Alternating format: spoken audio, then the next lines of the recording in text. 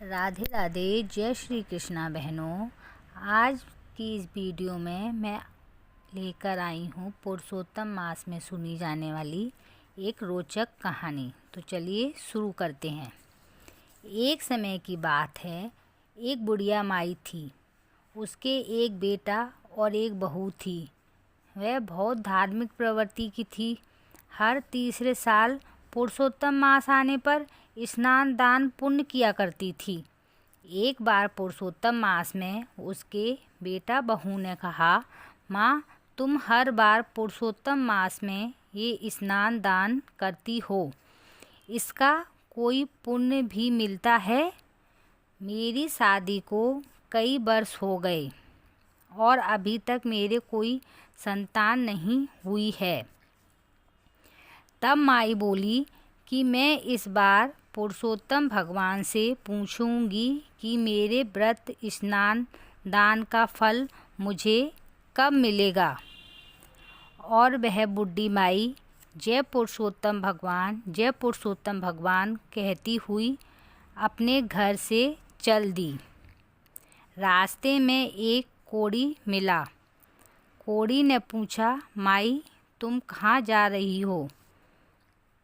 बुढ़ी माई बोली, भाई, मैंने हर तीसरे साल में आने वाले पुरुषोत्तम मास में स्नान दान व्रत किया है। मेरे बेटा बहू कहते हैं इसका कोई फल नहीं मिला।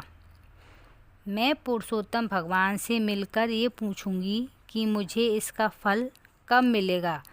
तब वह कोढ़ी बोला, जब तुम्हें पुरुषोत्तम भगवान मिलें तो उनसे मेरे दुख का निवारण भी पूछना। मुझे बचपन से ही कोढ़ है, ये मुझे किस बात की सज़ा मिल रही है? माई बोली, हाँ, अवश्य पूछूंगी। यह कहकर वह जय हो पुरुषोत्तम भगवान, जय हो पुरुषोत्तम भगवान कहकर आगे बढ़ी। रास्ते में उसे एक कुम्हार दंपति मिले।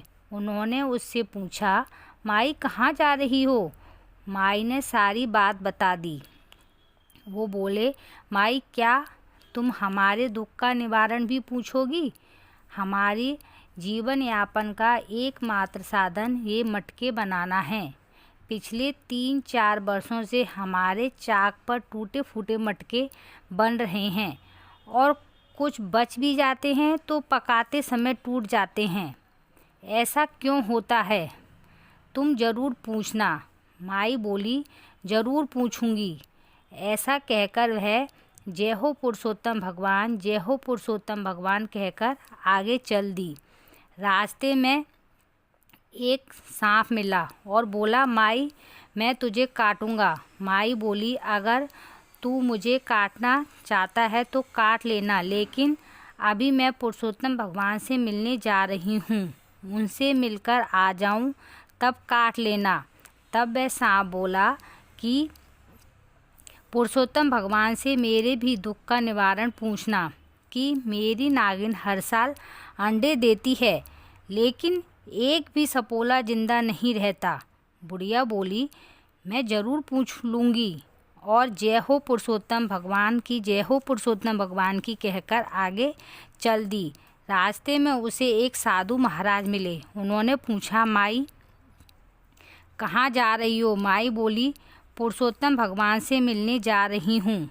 तब साधु महाराज बोले, माई, भगवान ऐसे ही मिल जाते हैं और अगर मिल गए तो तुम उन्हें पहचानोगी कैसे?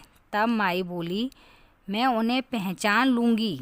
ऐसा कहकर वह माई बोली, जय हो पुरुषोत्तम भगवान, जय हो पुरुषोत्तम भगवान। तब भगवान ने उसे दर्शन दिए और बोले, तुम्हें क्या चाहिए? वह माई बोली कि मुझे आपके दर्शन हो गए, मुझे सब कुछ मिल गया, अब मुझे कुछ नहीं चाहिए। पुरुषोत्तम भगवान बोले, तुम्हारा कल्याण हो। अब बुढ़िया माई रास्ते में सभी मिले लोगों के दुख का निवारण पूछने लगी। सबसे पहले माई ने कोढ़ी के लिए पूछा तो भगवान बोले, वह अपने पिछले जन्मों के कर्मों का फल भोग रहा है। पिछले जन्म में वह राजा था और वह अपनी प्रजा को बिना अपराध के दंड देता था।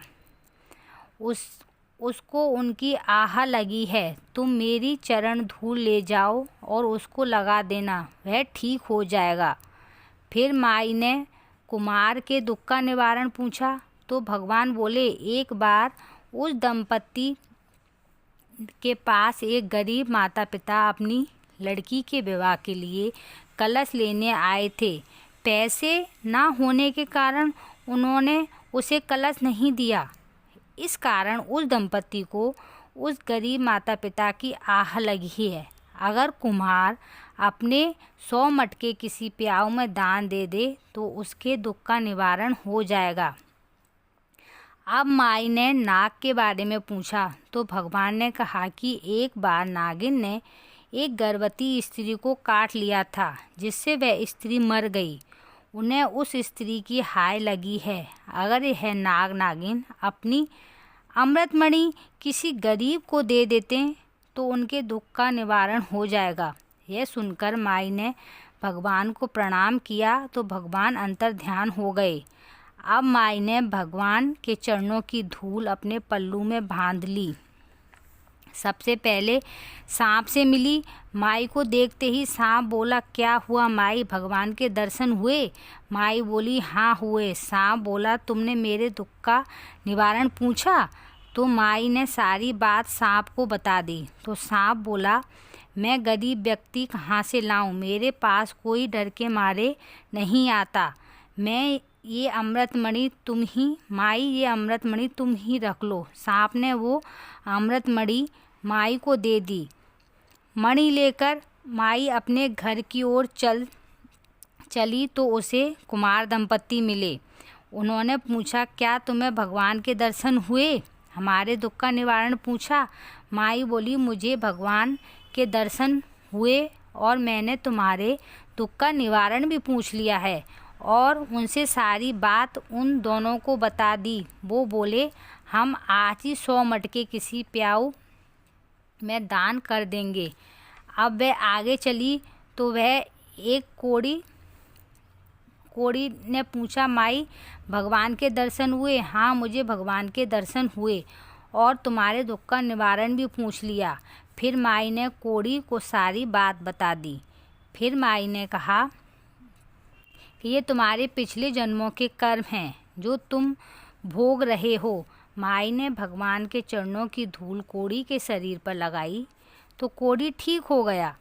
कोड़ी ने माई को खूब धन दौलत दी। अब माई खूब सारी धन दौलत और अमृतमणि लेकर अपने घर पहुंची तो उसने देखा कि उसका घर एक सुंदर मकान में बदल गया है। घर में अन्न धन के भंडार भर गए हैं और